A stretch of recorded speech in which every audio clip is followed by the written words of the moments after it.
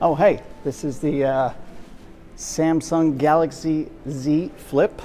This is the foldable handset you've heard all about.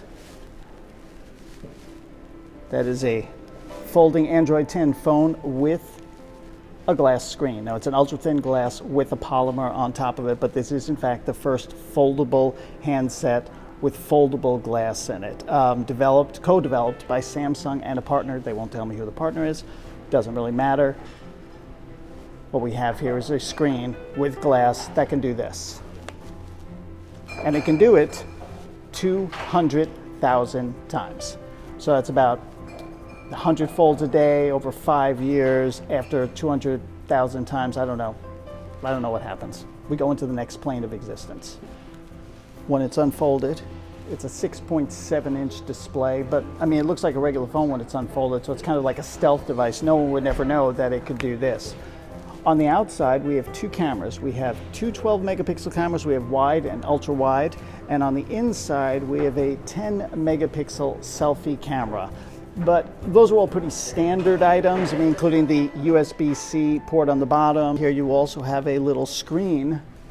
This is a little a view screen here, which is both a notification screen and it's also a viewfinder for your camera, which I can even control. I can swipe back and forth, and I control which of the two cameras that I'm using, and I can use gestures to take photos, I can use my voice to take photos, or I can simply press the button on the outside and take a photo that way.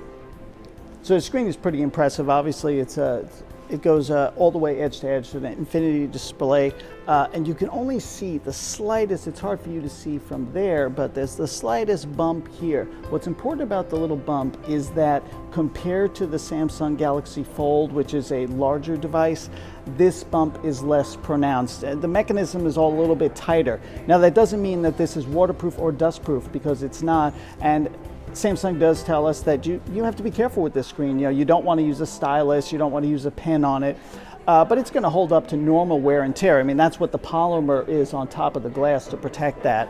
As I said, this is an Android 10 device. There is no under-the-screen fingerprint reader. In fact, the fingerprint reader is right here on the side. There's a little volume rocker here. On the inside of this device, we have a 64-bit, 7-nanometer octa-core CPU. We have 8 gigabytes of RAM and 256 gigabytes of storage. There is no micro SIM SD card slot for expanding the storage, but that's a pretty good start. I'll show you a little continuity here.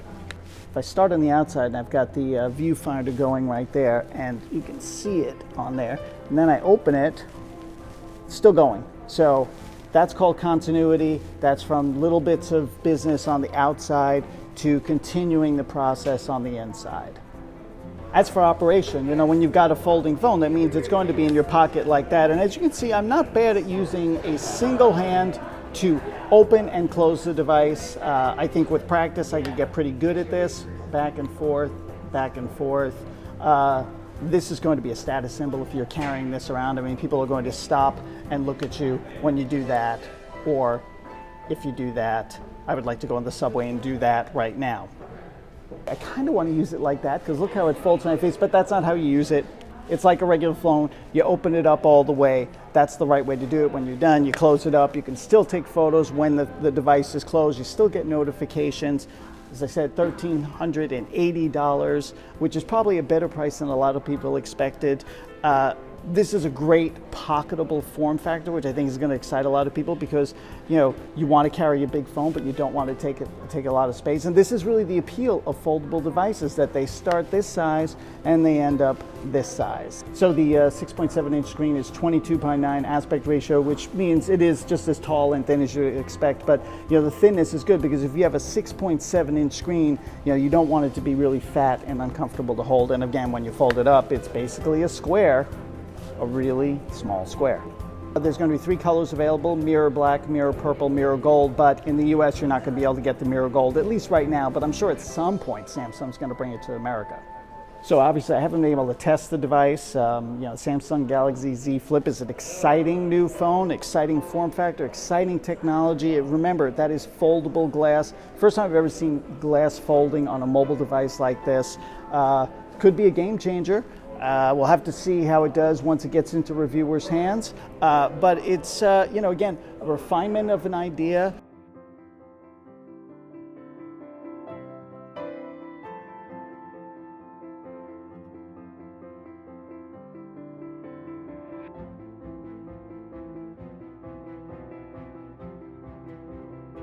Thanks for watching. Don't forget to rate, review, and subscribe.